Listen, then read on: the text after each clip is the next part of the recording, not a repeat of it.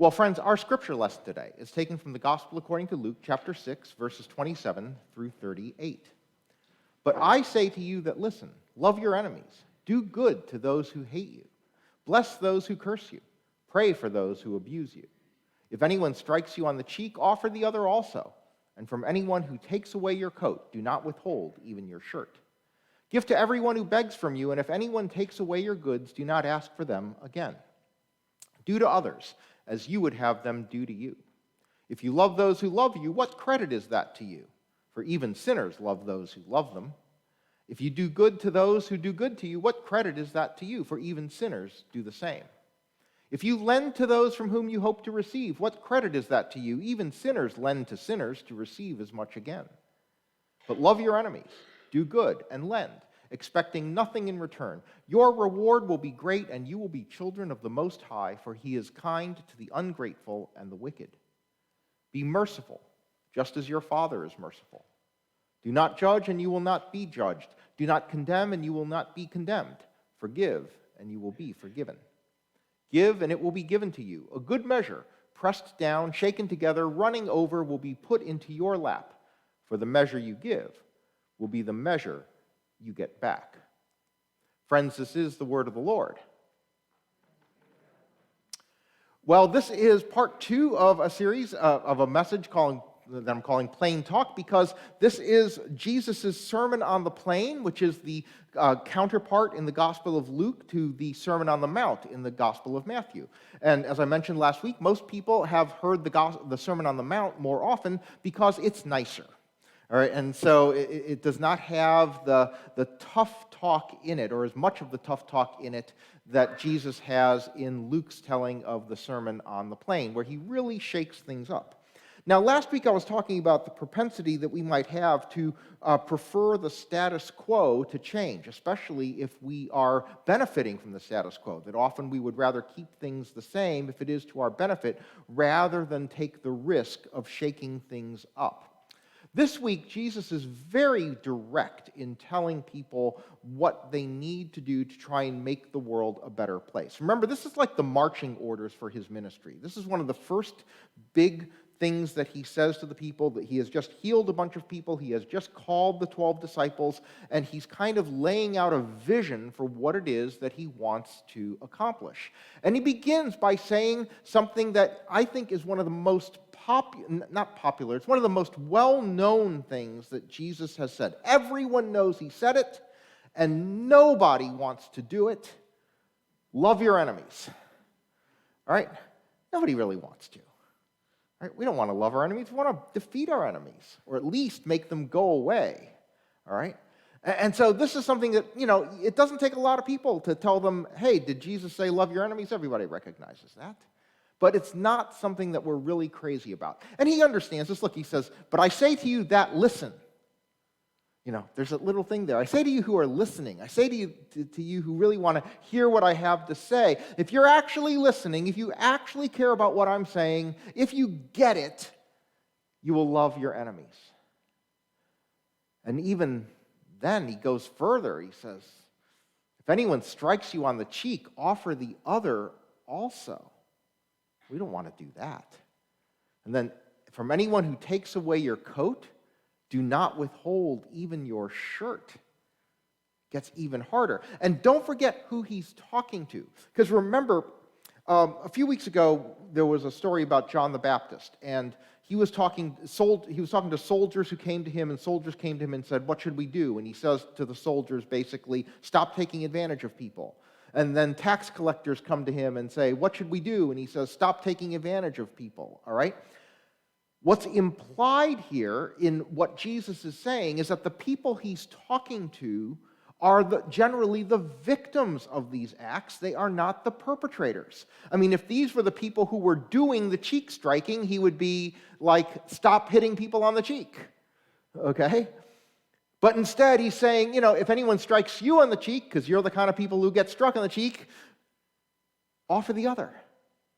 And from anyone who takes away your coat, because you are the people who are getting your coats taken, offer your shirt also. And so he's talking to the people who are the victims, not the perpetrators.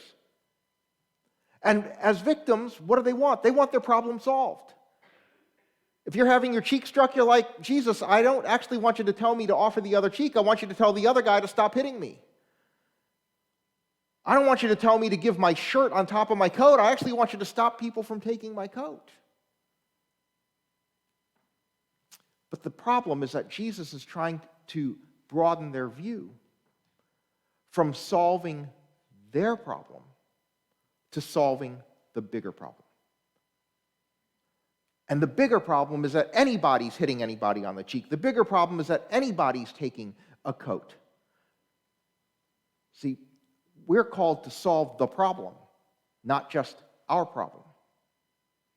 See, so often, you have a problem and you complain. I mean, all right, so we have a problem, we call customer service at some company, we stay on hold for 90 minutes, 2 hours, something like that, before we work through 17 voicemail menus to get to a human being who's located halfway across the world. But when we finally fight through that, we might, if we are lucky, get them to solve our problem. You might get a refund, you might get a solution to your thing after you fought through all that. And the thing you realize, you always come away from that going, okay, they solved my problem, but I always come away thinking, what about all the other people with the same problem?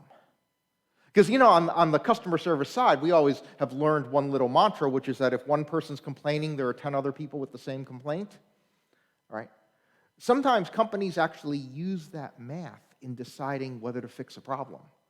They're like, okay, if we cause a problem for 10 people, it's actually cheaper to solve the problem for the one person who complains than it is to solve the problem for the 10. All right?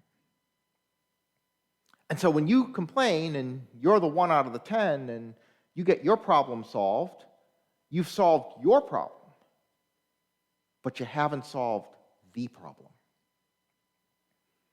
People are still having the problem. The injustice is still happening. And what Jesus wants is not to solve your problem, but to solve the problem so that the problems are solved for all, not just for you. And so he encourages people to do things that just seem impossible. Look at this. Give to everyone who begs from you. Wow. Some of you live in Manhattan. Good luck with that. Give to everyone who begs from you. They need to put the ATMs a little closer together if you're going to try and do this, okay? Give to everyone who begs from you. I mean, come on, let's face it. Let's talk plainly. Me, you, we hear this. We want the but. We want the exception. We want the excuse that says, oh, don't worry, you don't really have to do this. Come on, this is unreasonable. This is unrealistic. We want to be given the reasons to give up on this instruction. The problem is that if that's what we do, if we just decide this is so impractical, we're going to give up without doing anything, then we aren't even trying. And when we decide that good is impractical, evil wins by forfeit. We haven't even tried. We haven't even gotten in the game. And the forces that are not good in the world would love it that way. They want you to not try. They want you to give up. They want you to not fight to make things better. But the reality is that if the system is such that good is impractical, that makes it even more imperative that we fight to change the system. We are not meant to be living in a system where good is not practical. So we have to change it, to work toward it. And you know what? Things can change. It's just that we have confidence in some change more than we have in others. But things can change. I'm starting this is the start of my 18th year here. I've been here a while. I've always had kind of the same interests. I've always loved technology. I've always loved, marketing, these kinds of things. I've always loved that. But the context for it has changed. 2005, when I started here in that February of 2005, Facebook didn't exist. It's hard to imagine that world, actually. Smartphones didn't exist. Even harder to imagine. Some of you are thinking, I'm so old, I didn't even have a smartphone when I was in high school. And I have to tell you, I don't want to give you the comparison for what things were like for me. But I go back, I think I was in high school when they first allowed us to have calculators. Go back to 2005, I was looking up some stuff, and I dug up this quote from a person with the Consumer Electronics Association, because flat-screen TVs were around in 2005, but they were just getting going. And he said this, he said, a 37-inch LCD TV that cost $7,000 a year ago now sells for about $3,000. And now I think it's like $200 at ShopRite. I literally could go there today after ShopRite and pick up a 37-inch TV and a couple pounds of bacon, which actually is a good day. It's a good day. All right? I mean, and the thing is, we knew this would happen. He says, it's $7,000 a year ago, it's $3,000 now, and you knew it was going to be $1,000 in a couple years, it was going to be $500, and now it's just going to be this commodity item, and now it's going to be like 37 inches. Where are you putting that, in the bathroom? I mean, even the screens we have here on the walls, were unimaginably expensive then. Even the thought, you couldn't make a screen this big when I started here, and now, if one of these broke, literally we drive to Costco and get a new one before next Sunday.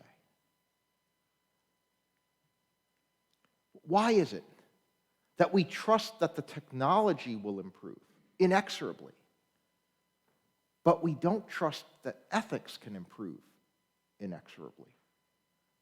That we don't trust that we can become a better society, a kinder society, better people inexorably? We have so much faith in engineers and their ability to make things faster and smaller and cheaper on a straight line. And we don't trust God to work in the hearts of people to make us better in the same way. We've kind of lost a lot of faith, I think, in our confidence that we can be better than we are. And we should have the same kind of confidence that we can have a society that gets better as we do that the technology will get better. And you know what the difference is? It's really pretty simple. Why are TVs cheap? Because people wanted them. You go to a friend's house and you saw that 37-inch TV, which at the time was like the largest TV I'd ever seen. I had, when I was growing up, I had an 11-inch black and white with the rotary dial in my bedroom. The 37-inch TV is like, oh, wow. I want one of those. And what Jesus is trying to give to his people is a vision of a world where people are acting in such a way that the people look at that world and go, I want one of those. I want that world. I want to live like that.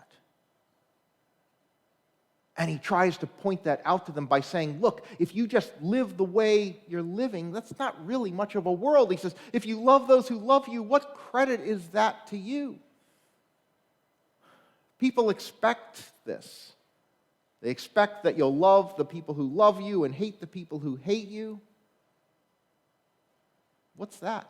And he says, if you lend to those from whom you hope to receive, what credit is that to you? We expect that we'll use resources for our own benefit.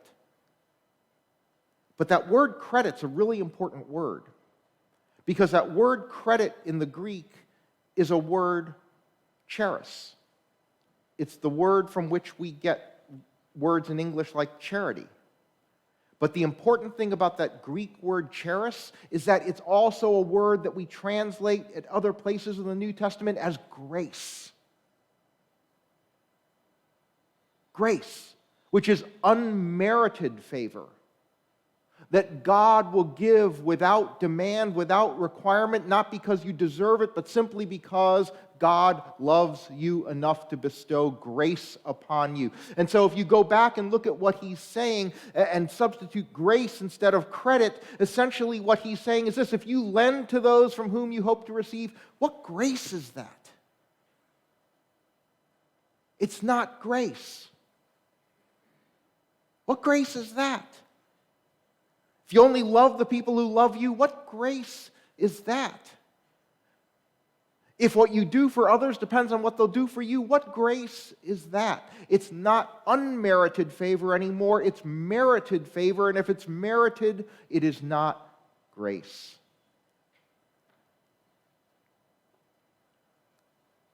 And would you rather live in that world? You see, he says, do to others as you would have them do to you. It's such a simple and important change of phrasing. See, most of us are perfectly willing to live by, do to others as they do to you. Do to others as they do to you. That's the way the people Jesus was talking to were used to living. Do to others as they do to you. This one little word changes it so much. Do to others as you would have them do to you. How would you want it to be? And do you want to live in a world where the only good that comes to you is good that you've earned? Or would you rather live in a world ruled by grace? If it's all about what's earned, if it's all about doing to others because you might get something in return, if it's all about just doing for others because of what they can do for you, what grace is that? And would you rather live in a world ruled by grace? Do you want eye for an eye, or do you want forgiveness? Do you want people who just look out for number one, or do you want compassion? This is what you have to decide. And what Jesus is telling us is that the way we act sets this tone.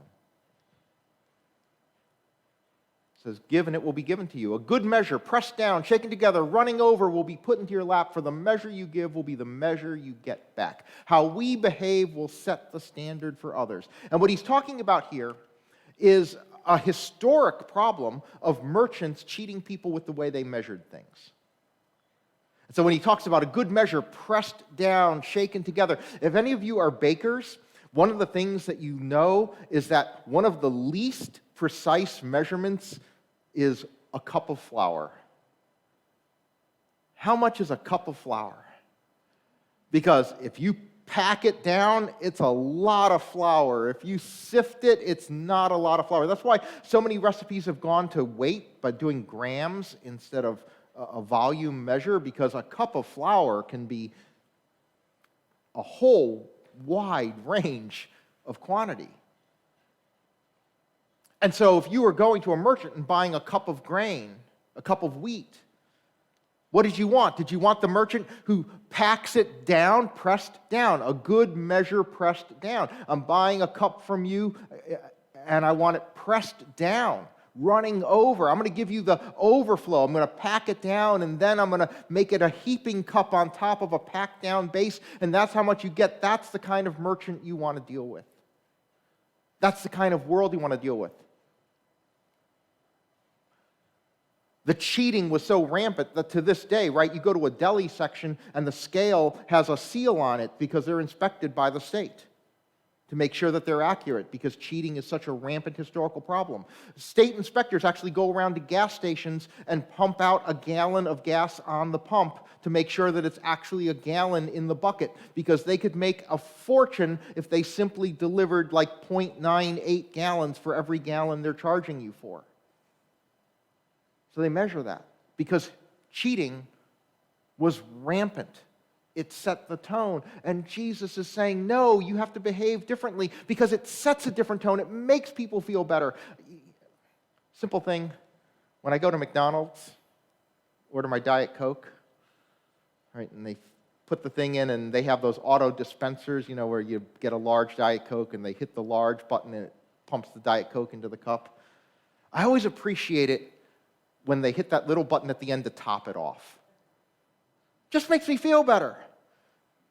I don't want to get that Diet Coke in my cup with a half an inch of air at the top. I want it filled to the top and kind of bubbling out through the hole for the straw. That makes me feel better.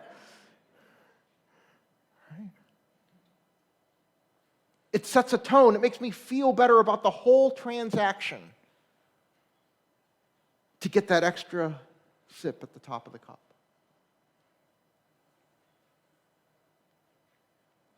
Which world do you want to live in? I want to live in a world where that's the standard. I want to live in a world where we're always topping off the cup for people. And what Jesus is telling us is that if you want to live in that kind of world, you have to work for it, you have to do it, you have to live that way. You have to live that way. You can't wait for the other people to go first, because so many people in the world do go on the basis of, I will treat you the way you've treated me. If it's going to get better, someone's got to go first. And Jesus is saying, it is my followers who will go first. We will go first. We will make it better before people have made it better for us, because that's the way the world's going to be better. And I'm going to give you a vision of a world in which things work that way to motivate you. Because you know what? A primary motivator for change is always a dissatisfaction with what is combined with a vision for what can be.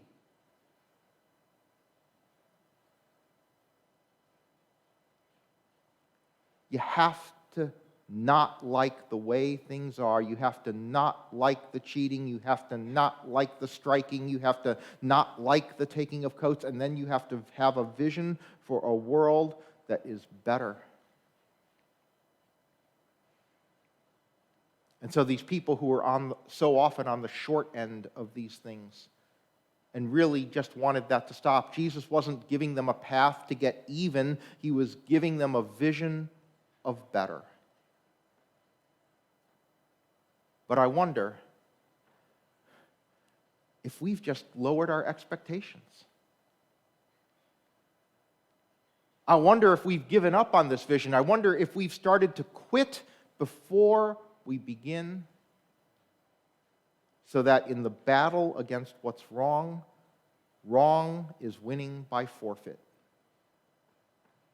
because we haven't chosen to take the field. And sometimes we go, if I play this game, I'm going to lose. It's like, really? You're on God's side. The worst that can happen is that it's going to look like you lose, but you don't actually lose.